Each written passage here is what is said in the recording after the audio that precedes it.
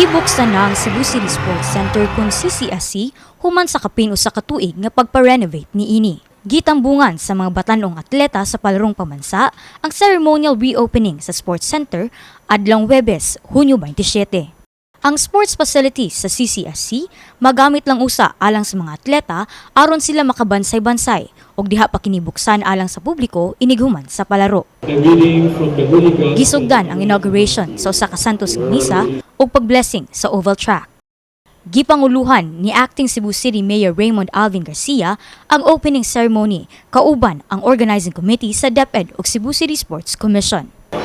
Today is our triumph for our blessing and reopening of our Cebu City Sports Center. And as I always say, let's continue to strive for excellence. And let's continue to do our best. Because we owe it to our constituents to give them the best service we can and to give them the best facilities that we can. Ang 𝗖𝗎 usa sa mga playing venue sa umaabot nga palaro karong Hulyo. Gawas sa syudad sa Sugbo, duna say mga duwa nga ipahigayon sa mga dakbayan sa Mandaue, Talisay ug Lapu-Lapu.